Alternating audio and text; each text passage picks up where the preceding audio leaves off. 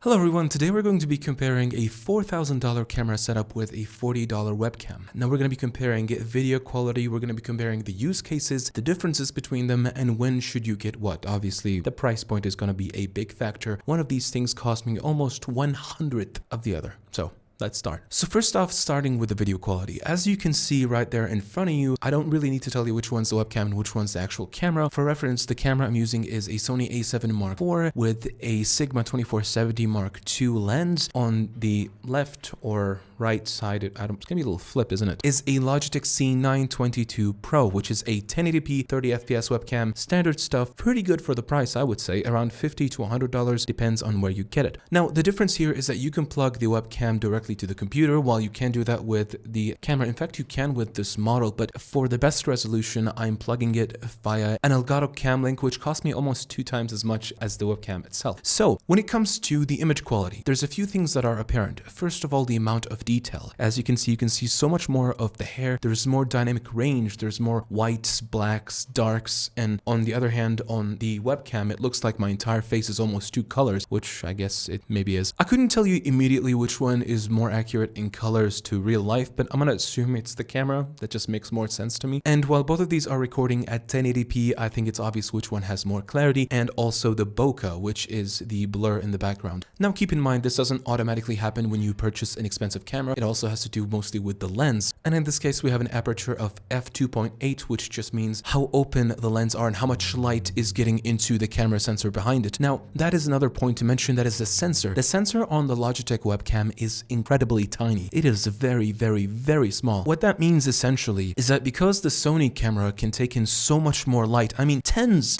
of times more light, it can produce more detail. And that is why the pores on my face, there's just some things that I don't think you can exactly see. You may be able to see, but not in the amount of detail that you want. And hey, sometimes can be a good thing for us ugly folks. So as I've mentioned before, the background bokeh, you can't see exactly what's behind me. On the webcam, you can see everything that's behind me. So when it comes to image quality, the winner is obvious, but keep in mind, the result that you're seeing on my webcam is a little too good to be true. The reason I say this is because I currently have studio lights running. In fact, I think I can show them to you using the webcam. Here is a Godox light. It is a 60-watt light, and there's another one right there. So this is probably one of the more best or better case scenarios for your webcam. Your actual webcam quality and the shadows that you're going to see on your face and on your body is going to be varied very, very significantly if all you're using is the light above you and maybe some window light outside. I also turned off auto exposure on the camera. I put both of these cameras at somewhat similar settings. Both of them are around an ISO of around 160 to 200. I, of course, can't control the aperture on the webcam, but I'm trying to also match the zooming on them. These should be both around 50 millimeters. I am sorry for the background noise. There are cars outside and I don't want to record videos at 2 in the morning. The second point we're going to be discussing today is, do you actually need a camera? Unless you make content, unless you like to see yourself in most beautiful light, unless you're very much into photography and you can afford it, then you do not necessarily need to invest in this much of an expensive camera. In fact, I will be suggesting and putting in the link description below a lot of other alternatives that can do a pretty similar job. Another point that I feel is very much worth mentioning is that the quality that I'm getting on my webcam is very good if I'm going to be streaming games, especially if my face only takes a little bit of the screen, maybe on the top left, on the top right, or something like this.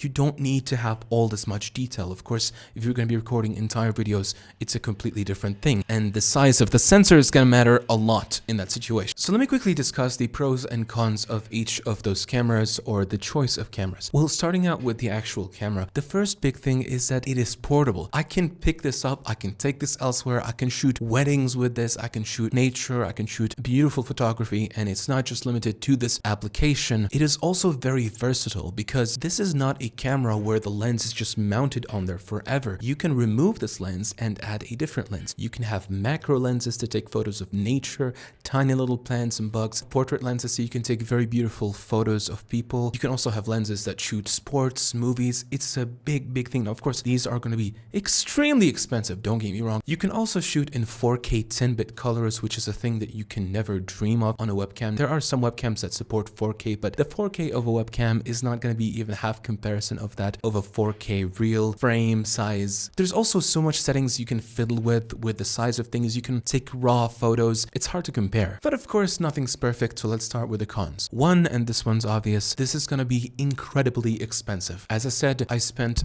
almost $3,500 $500 to $4,000 on the camera itself and all the accessories with it. There is just a lot of accessories that you might not be taking into consideration. There's a $100 cam link. There's a fancy HDMI cable I have to plug to the camera. There's also a dummy battery because I'm not going to be using the battery inside the camera to be running it for streaming. Otherwise, it's going to start overheating and the battery is going to die quick. And by the way, those batteries are also very expensive. They go between $50 and $80 for a battery. That is a lot of money. There's camera cages, there's stabilizers, there's flashes, there's different lighting, there's different lenses, there's different bodies. If something broke, God forbid, it is going to be really expensive to repair. So money is one factor. The other factor is that it is not small. It is by no means as portable and as discreet as a little webcam. You can normally use your PC and have a little webcam there and you just kind of forget that it exists. I mean, they're not that small, but they're very, very small, relatively speaking, to a big camera. That kind of, in a way, makes you feel like you're about to say something really important, which is a good feeling sometimes, but other times it really isn't. Also, cameras can be really confusing for beginners. The learning curve of going to be a professional photographer, videographer, and having really good quality like this is not a very easy task, and not a lot of people need to get in there, especially if they're just having a meeting, if they're playing games, or if they're streaming. You do not need to get this. You don't need to get to this point. Even I know that the rig I have is way too overkill for anything I'm doing,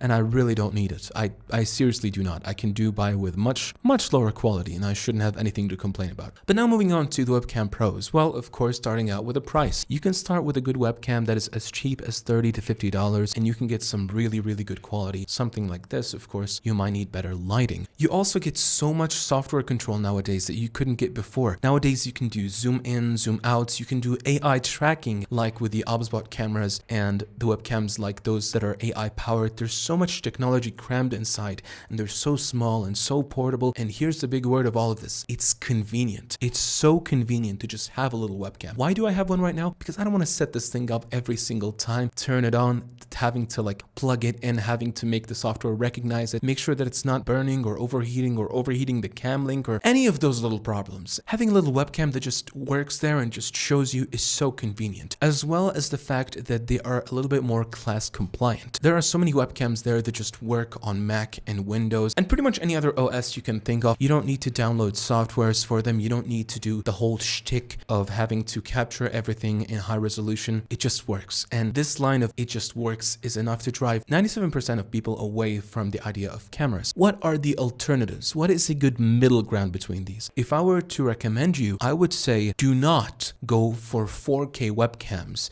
hoping that you're going to get a lot of clarity and a lot of detail. At least not the older ones like the Logitech Brio. I don't recommend that one too much. It's a little old, the colors are a little washed out, and the 4K doesn't really mean much if you want yourself. Instead, try to go for a really good webcam that's about a 1080p 60 or a 4K webcam that is highly regarded. The Elgato Facecam Pro has been one on my site, and I've been so excited to try it, and I'm gonna get the first chance I get to try it and show you what it looks like. There's the MX Brio from Logitech, which is around $200, which is in fact a lot of money for a webcam. There's also, and this is probably my biggest recommendation, the Logitech StreamCam. I really like that webcam, and for around $100, 1080p 60, the colors are really good and it has plenty of details. And before everything, remember that lighting is king. A really good camera, a really good webcam without good lighting is going to be absolute garbage. Maybe not garbage, but you're not going to take the full advantage of it. And there's so much you can do with lighting to change the mood, to make things more exciting and more palatable most of the time. I have no idea how I'm going to fix this in post. I don't know if you can hear what I hear. It's horrible. But you might say, I want a DSLR. I want something with closer to this quality than this quality, but I don't want to spend a lot of money. What can I buy? Well, you can always start with slightly older DSLRs that have a slightly wider compatibility. Now, many of the older DSLRs do not have connectivity like the A7 Mark IV, where you will need to get a bit of a capture card like the Elgato Cam Link, but there are so many alternatives for it that run around $15, $20 on Amazon. I'm going to leave some links in the description for those, for the ones that I find highly rated. So if you want to get a Sony DSLR, you can start with something like the Sony Alpha A5000. DSLRs are old as heck. They're not new by any measurement, but at the same time, they now retail for prices down to $200 and $300. Of course, there's going to be the little thing you got to get. But keep in mind, even though these prices might seem a bit reasonable for a DSLR, there are, as I said before, so many hidden prices and so many hidden charges and things you're going to have to be paying for that you're probably not keeping in account. What about a desk stand? You're going to need a desk stand for that camera. Add $20, $30 to that. You're going to need to make sure that the lens you're using is good. The stock lens is is fine, but the stock lens usually, especially with the zoom in, is really dark. So you're going to need either really good lighting or you're going to change the lens. Both of these things are going to cost you no less than $100 to another $200. There's also going to be the dummy battery, which costs around $20 to $25. The HDMI cable, generally speaking, it's not going to get below $350 to $500 to get a very good camera setup like this. So for DSLRs, I would recommend the Sony a5000 or the Canon 250D. It's a 2019 version, which you can just plug to the PC. Usually when you plug them directly, if the PC does recognize them as webcams, it's going to be around 720p. So even though 720p is great on those, you probably will still want to invest a little bit of money into getting a capture card. That said, there's a big difference between these, as I just described, but I think that most people should be fine with a webcam. If you want to invest in a DSLR, you can, but you don't have to. I promise you, you do not have to. A third solution that I get asked about sometimes is, what if I use my phone? Well, you can, but the image is going to be very artificial. I made a video that should be up here. Oh my god, no, it's only one of them. So it's not on both. That shows when I try to use my phone as a webcam. And while the photos seemed to be sharp, everything was so over-processed, sharpened, and fake. Which also happens to be a thing that you should be wary of when you're plugging or using a webcam. Is editing and working with the settings of your webcam is also very important, because if you understand what's going on, if you understand shutter speed, ISO, and all of these different things and how they play a role into producing the image that you see, it's going to be making a great impact on the video. That said, that's going to be my video for today. I didn't dive in too deep and I apologize about that. I've got a little too much on my hands, but I thought I would tell you my opinion about what I think you can do. Hopefully you learned a thing or two today. And as I have said before, I'll include some things in the description below, and I'll include some things after this video if I forgot any of them. Anyway, that's going to be my video for today. If you like this video, please like it. If you want to subscribe, please do. I hope you enjoyed this video. I hope you learned something. Take good care of yourself and have a lovely, lovely day. Bye-bye.